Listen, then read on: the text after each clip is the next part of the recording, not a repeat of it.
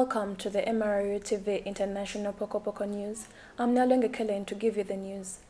These are the headlines.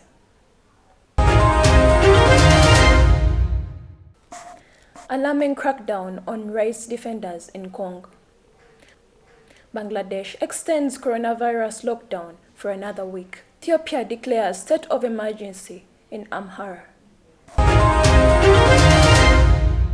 In Congo, more than 50 human rights defenders, including patients, trade unionists, and members of the Human Rights Association, have been abducted for having spoken out on the economic crisis in the country. Let's get the story in details.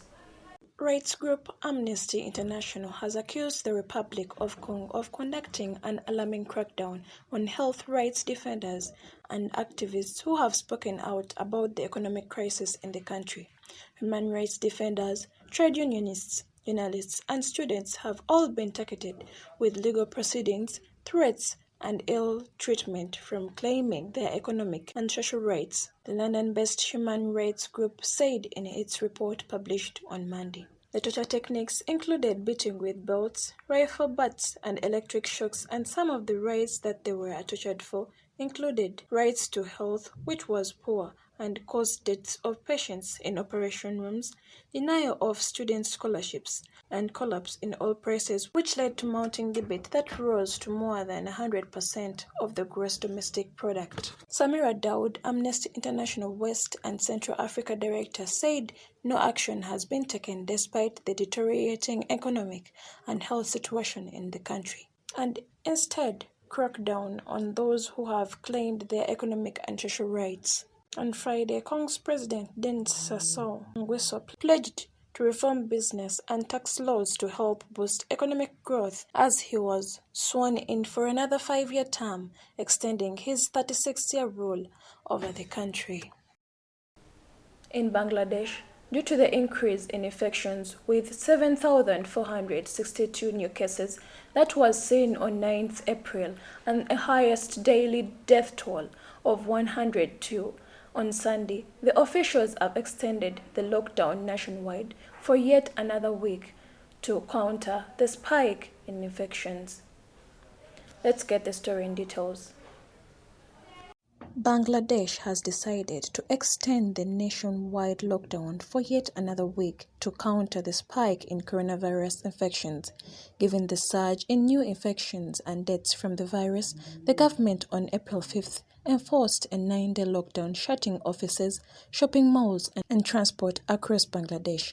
The shutdown was then extended until Wednesday as the situation worsened. Bangladesh saw the highest single-day increase in infections on April 9th, with 7,462 new cases and the highest daily death toll of 102 on Sunday. Some 781,950 coronavirus cases and 10,885 deaths have been reported so far in Bangladesh, which previously imposed a nationwide shutdown for more than 2 months from March 26, 2020 until May. A country of more than 160 million, Bangladesh's embattled healthcare system has carried out 5.1 million virus tests since the first case of COVID-19 emerged in March last year.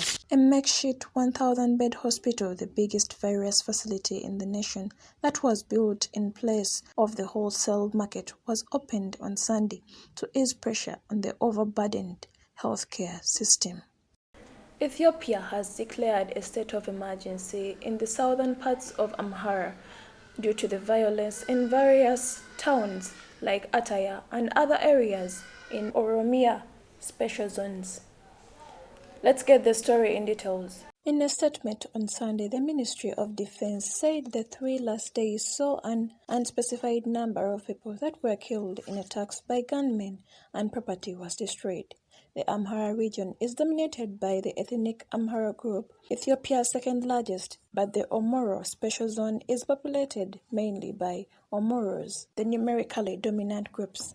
The declaration of emergency came a day after Ethiopia's military deployed troops to the North Shore Zone and Omoro Special Zone. The move underscores persistent insecurity extending beyond Ethiopia's war-hit Tigray region ahead of national elections planned for June.